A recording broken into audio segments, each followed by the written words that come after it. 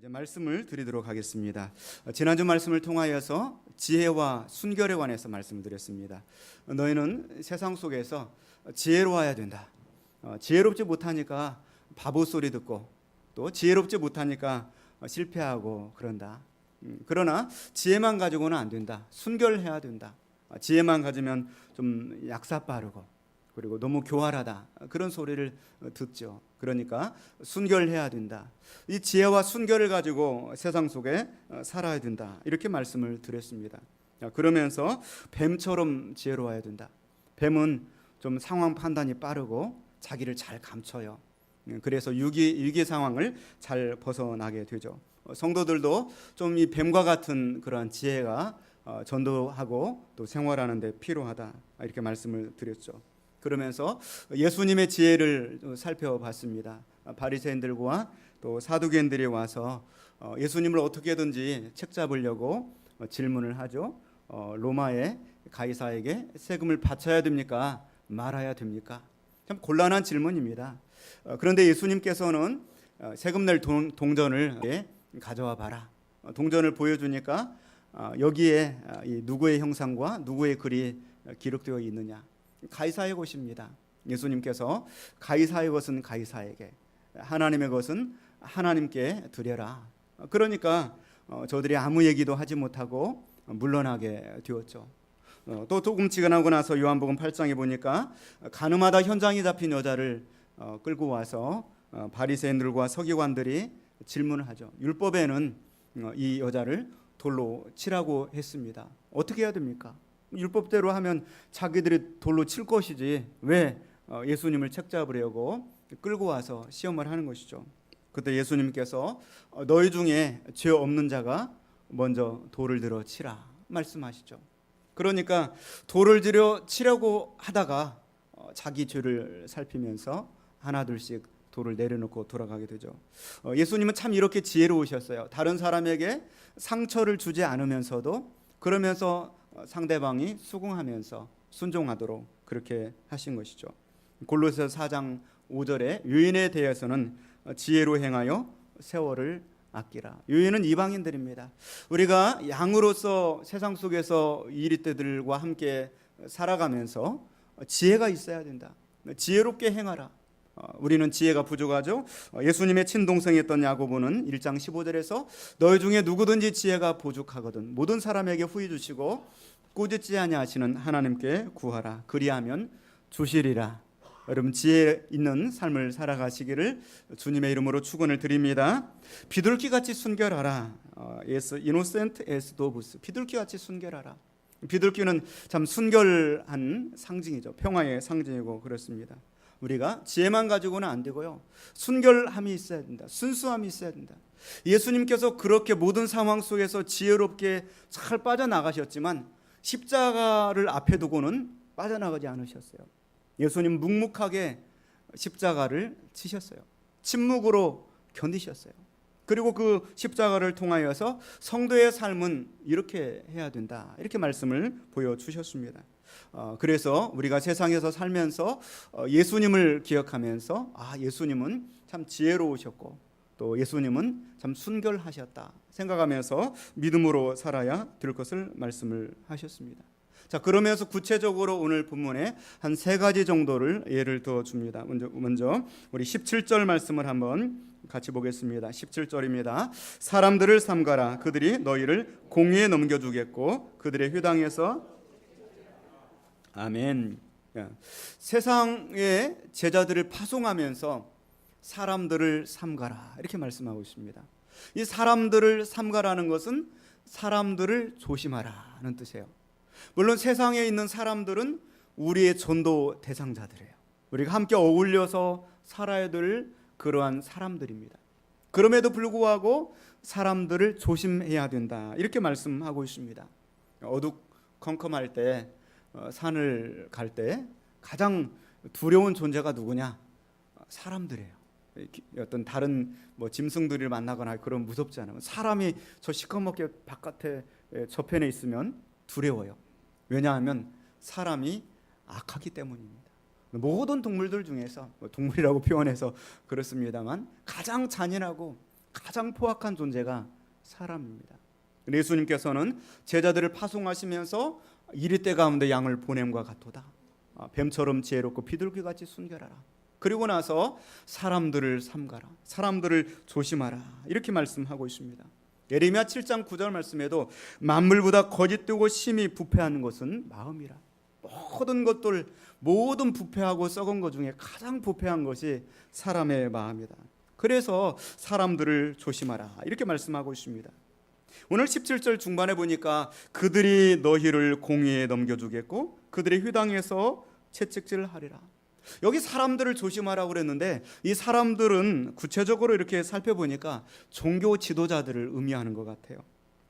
특별히 이 세상 속에서 잘못된 신앙을 가지고 가르치고 미혹하는 그러한 사람들이 너무나도 많다는 것이죠.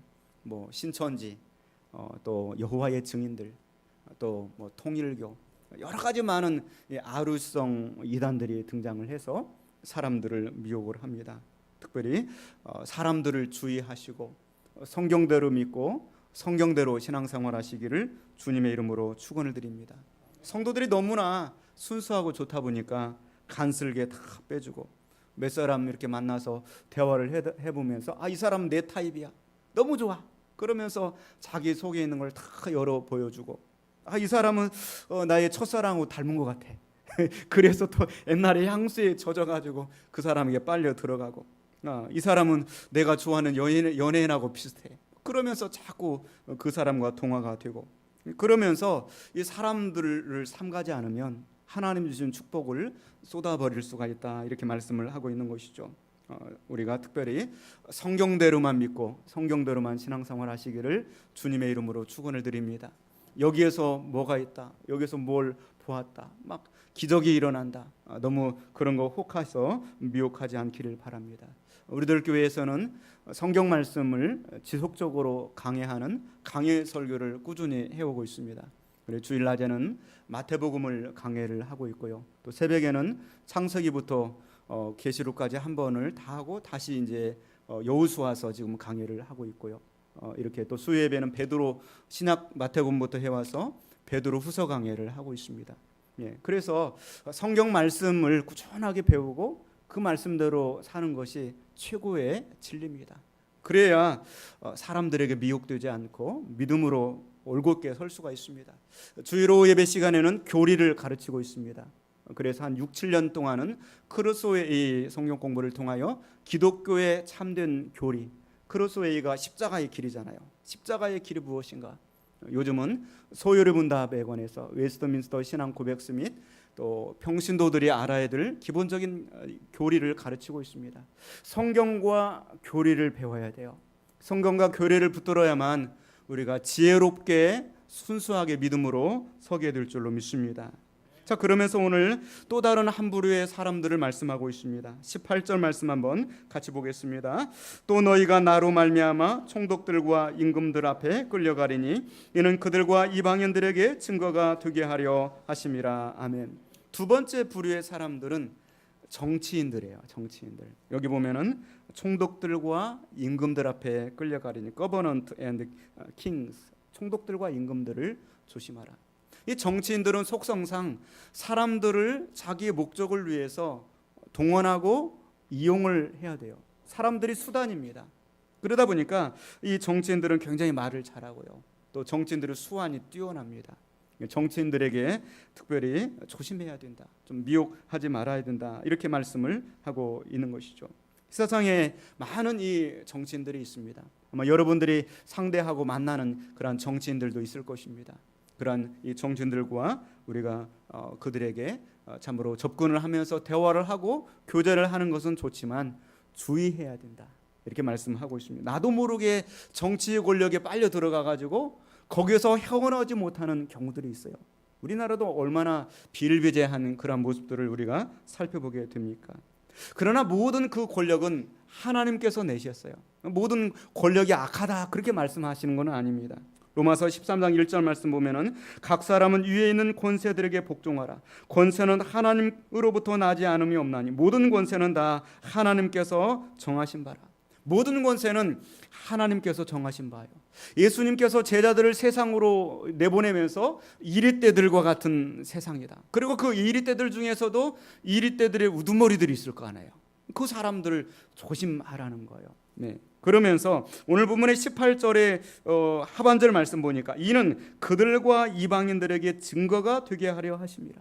그 많은 그 정치인들, 어떤 그런 사람들을 교제하면서도 물론 교제를 하고 그 정치 권력 자체가 악한 것은 아니지만 하나님이 내셨다는 것을 기억하면서 그들에게 증거가 되게 하려 합니다.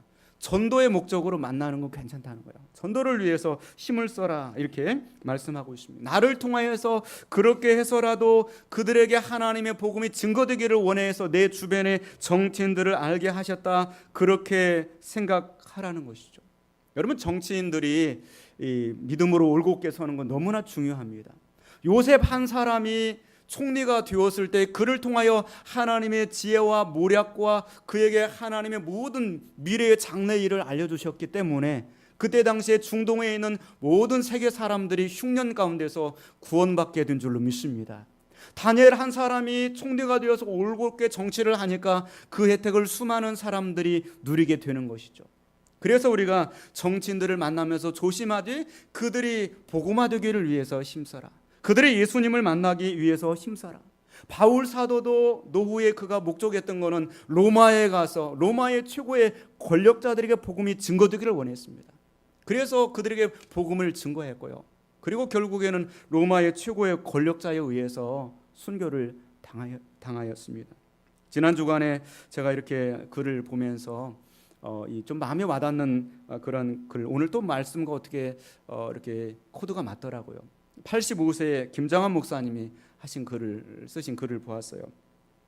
김정환 목사님은 극동방송을 세워서 저 북녘땅과 또 중국이나 또 사각지대 하나님의 복음이 증거되도록 하는 큰 사역을 감당을 하셨죠. 그분이 최고의 관심사가 무엇냐? 최고의 관심사는 사회의 지도층들이 예수님을 믿었으면 좋겠다 하는 거래요. 사회 지도층들에게 복음을 증거하려고요. 네, 북한 같은 경우에도 극동방송을 통하여서 저 저변에 있는 사람들이 복음을 영접하는 것도 중요하지만 지도층들이 변화되면 더 좋겠죠. 이 지도층들이 복음화되는 것이 너무나도 중요한 것이죠. 그래서 대표적으로 반균 유엔 사무총장을 지속적으로 만났대요.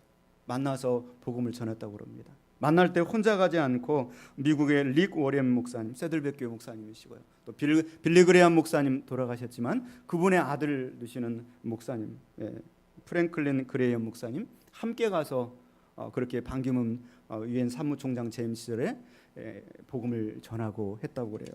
그리고 태영호, 우리나라에 들어와 있는 태영호 전 영국 주재 북한 공사, 그분에게도 만나서 복음을 이렇게 전했다고 그래요. 그래서 그런 분들이 좀 복음으로 세워지면 당신이 예수님을 만나고 복음화되어야 북한이 삽니다. 할렐루야. 참 얼마나 황장엽 전 북한 노동당 비서에게도 복음을 꾸준하게 전했다고 그래요. 그래서 참 그런 것들이 필요하구나. 두 번째 부류의 사람들을 이야기하면서 정치인들 만날 때 조심하라. 그러나 그들이 예수 믿기를, 하나님의 복음이 증거되기를 위해서 기도하라. 19절 말씀 보니까 염려하지 말라고 말씀하고 있습니다. 19절 같이 봅니다. 너희를 넘겨줄 때 어떻게 또는 무슨 말을 말할까 염려하지 말라. 그때 너희에게 할 말을 주시리니. 염려하지 말아라. 너희를 넘겨줄 때 내가 어떻게 그 말을 잘하는 정치인들에게, 어떻게 그러한 분들에게, 종교적으로 좀 다른 그런 사람들에게 어떤 말을 해서 빠져나올 것인가. 하나님께서 지혜를 주실 것이다. 20절 말씀에 말하는 이는 너희가 아니라 너희 속에서 말씀하시는 이 곧 너희 아버지의 성령이시니라. 성령님을 의지하고 나가라. 할렐루야. 인간으로서는 할 수 없지만 성령님은 그 누구라도 변화시키고 또 복음화되는 역사가 일어나게 될 줄로 믿습니다. 세 번째 부류의 사람을 조심해라 이렇게 말씀하고 있는데 21절 말씀 한번 같이 봅니다. 장차 형제가 형제를, 아버지가 자식을 죽는 데 내주며 자식들의 부모를 대적하여 죽게 하리라. 아멘. 세 번째 부류는 가족 식구들을 조심해래요. 가족 식구들. 내가 믿음으로 살려고 그러는데 가족 식구들이 나에게 오히려 어려움을 줄 수 있고 해를 줄 수가 있다. 가족 식구들을 조심해라. 그렇게 인자하던 아버지가 내가 예수 믿겠다고 그러니까 막 작대기를 들고 나를 쫓아다녀. 너가 어떤 사람인데 예수 믿느냐고 그러냐. 제가 일전에 김제 모교인 송지동 교회에 중고등부 교사를 하고 있을 때 한 어린 학생이 이제 교회에서 들판을 가로질러서 맞은편에 마을이 있어요. 그 마을에서 나오는 학생이 있었는데 그 학생이 그렇게 교회를 좋아해요. 막 교회 나오면서 너무 믿음으로 살려고 애를 써요. 그런데 그 부모님이 그렇게 핍박을 했어요. 작대기를 들고 정말 쫓아다니면서 핍박을, 절대 예수 믿으면 안 된다. 그런데 그 아이가 끝까지 매일 그 먼 데서 가장 먼저 와서 신앙생활하고 그래요. 공부를 그렇게 잘한 것도 아니었어요. 예. 그리고 믿음으로 그래 살려고 애를 썼어요. 나중에 제가 이제 군 생활을 하고 있는데 어느 날 스승의 날 때 편지를 받았어요. 그 친구가 편지를 보낸 거예요. 고등학교 나와서 이제 은행원이 되었는데 그 편지의 내용을 보니까 말씀으로 잘 가르쳐 주셔서 선생님, 스승의 날인데 선생님 고맙습니다. 그 편지를 받았습니다. 여러분, 참으로 이 부모님이 내가 믿음으로 살려고 그러는데 반대가 될 수가 있고요. 또 가족의 식구 중에 누군가가 내가 믿음으로 살려고 하는데 나를 어렵게 할 수가 있습니다. 그러나 그럴지라도 믿음을 지키고 이겨내라고 말씀하고 있습니다. 가족들이 공격을 하고 당신 정말 너가 예수 믿는다고 그러는데 부모의 말을 안 들어서 되겠느냐, 그렇게 교회에서 가르치더냐, 그러면 내가 괜히 주눅이 들고 또 죄책감이 들어가지고 믿음 생활이 흔들릴 수가 있다는 것이죠. 그러나 그러한 가운데서도 주 예수를 믿으라, 그리하면 너와 내 집이 구원을 얻으리라, 이 하나님의 말씀을 붙들고 부모님을 전도를 위해서, 가족 복음화를 위해서 더 애를 써야 된다. 이렇게 세 번째 불의의 말씀을 주시는 것입니다. 그리고 22절 말씀 보면서 끝까지 인내하라 이렇게 말씀하고 있습니다. 우리 22절 말씀 같이 보겠습니다. 또 너희가 내 이름으로 말미암아 모든 사람에게 미움을 받을 것이나 끝까지 견디는 자는 구원을 얻으리라. 갈수록 태산인 거예요. 부모님뿐만이 아니라 친척들, 앞집에 안목에, 뒷집에 안목에, 모든 사람이 나를 미워할 수도 있다는 거죠. 모든 사람에게 미움을 받을 것이나, 단지 내가 예수 믿는다는 것 때문에 막 주변에서 나를 어렵게 할 수가 있다는 것이다. All men will hate you. 모든 사람들이 너를 미워하게 될 것이다. 그럴지라도 끝까지 견뎌라. 끝까지 견디는 자는 구원을 받을 것이다. 여러분의 삶의 현장 속에서 혹시라도 여러분이 예수 그리스도를 믿는다는 것 때문에 주변의 사람들이 여러분을 괴롭히고 힘들게 한다면 오늘 말씀을 기억하시면서 끝까지 견디고 인내하시길 바랍니다. 여러분, 하나님을 사랑하십니까? 예수님은 십자가의 고난을 견디시고 우리에게 놀라운 구원을 선물로 주셨습니다.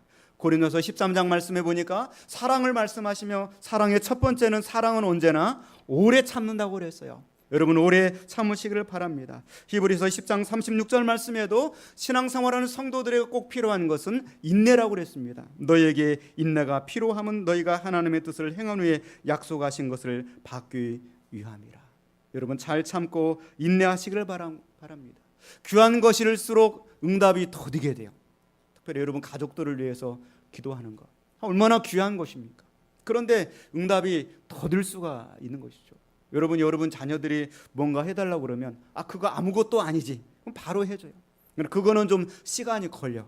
그럼 그거는 좀 시간이 걸리는 거예요. 아브라함은 이삭을 얻기 위해서 25년 동안을 기도하며 눈물로 기다렸지 않습니까? 여러분, 정말 여러분 귀한 것은 시간이 걸리는 것입니다. 참고 인내하시고 끝까지 견디시기를 주님의 이름으로 축원을 드립니다. 그리고 오늘 마지막에 주시는 말씀이 피하라, 이런 말씀을 주십니다.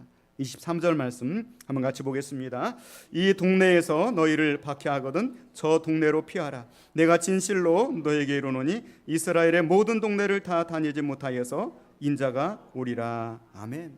당시 많은 사람들이 복음을 위해서 살다가 순교를 당합니다. 그런데 많은 사람들이 무분별하게 목숨을 막 던져요. 그러지 말라는 거죠. 주님은 도망갈 길이 있으면 도망을 가라고 말합니다. 그러면 장사를 하는데 그 장사를 막 하는데 동네 분들이 자꾸 못하게 해요. 그러면 거기에서 내가 합법적으로 하는데 왜 그러냐? 그럼 싸울 필요가 없는 거예요. 그 자리에서 피해라. 다른 데 가서 장사를 하라. 복음을 전하는데 자꾸 이 방해를 하고 그래요. 그럼 거기에서 내가 복음을 전하는데 헌법 20조 보십시오 막 이러면서 싸울 필요가 없는 거예요. 그렇게 해서 안 돼요. 그 자리에서 피하는 것이 지혜로운 것이다. 그렇게 말씀을 하는 것이죠. 그러니까 사람들은 왠지 고집이 있어요. 내가 고집이 있는데 지는가 보자. 그리고 그 자리를 고집스럽게 하다 보면은 결국에는 싸움이 되고 다툼이 일어나게 되는 거죠. 권투 선수가 자기의 맵집을 비꼬서 계속 잔펀치를 허용을 하면 가랑비에 옷 젖는다고 결국에는 KO패를 당하게 되어 있는 것이죠. 아무리 이 핍박이 때로는 내 믿음을 성장시킨다고 하지만 그 핍박이 너무나 계속 이어지면 견뎌낼 사람이 없는 것이죠. 주님은 우리의 한계를 아십니다. 무조건 견뎌내려고 하지 마시고 견디고 견디다가 안 되면 예수님이 오늘 말씀 기억하시면서 피하시기를 주님의 이름으로 축원을 드립니다. 싸워서 얻어야 될 승리가 있고 피해서 얻어야 될 승리가 있는 것이죠. 요셉이 그 종로로 애굽에서 종살이를 할 때 그 여주인이 유혹하고 그럴 때 하나님 말씀을 보십시오 그러면서 붙잡고 했으면 당할 수도 있었어요. 그 자리를 피해간 것이 지혜인 것이죠. 여러분, 때로는 피하라고 주님은 그렇게 말씀을 하고 있는 것입니다. 사람의 기본적인 욕구는 정복하고 이기고 승리하고 그러고 싶지만 그것이 절대 승리가 아니라는 것이죠. 때로는 그 자리를 피하는 자들이 전도자의 지혜라고 주님은 말씀을 해주고 있는 것입니다. 자, 오늘 말씀을 통하여 여러분들은 세상에서 뱀처럼 지혜로우십시오. 비둘기처럼 순결하게 사십시오. 그러면서 사람들을 조심하십시오. 거짓된 종교의 지도자들을 조심하십시오. 또한 정치 지도자들을 조심하십시오. 그러나 그들이 전도의 대상자라는 것을 잊지 말고 그들에게 복음이 증거되기를 기도하십시오. 여러분의 가정 식구들을 조심하십시오. 여러분의 가정 식구들이 정말 여러분을 어렵게 할 수도 있습니다. 그러나 그 가운데서 지혜롭고 순결하며 끝까지 견디십시오. 하나님 말씀을 붙들고 간구하며 복음을 증거하기를 힘쓰십시오. 그러면 하나님께서 그들을 구원해 주실 것입니다. 그리고 피할 수 있으면 피하는 것이 도리어 지혜라고 말씀하시면서 정말로 이스라엘의 모든 동네를 다 다니지 못하여서 인자가 오리라. 예수님이 오셔서 해결을 해 주시겠다. 그렇게 말씀하고 있습니다. 또 한 주간 동안 여러분 생활하시면서 오늘 본문의 말씀을 붙들고 지혜롭고 순결하게 살아가시기를 주님의 이름으로 축원을 드립니다. 기도하겠습니다.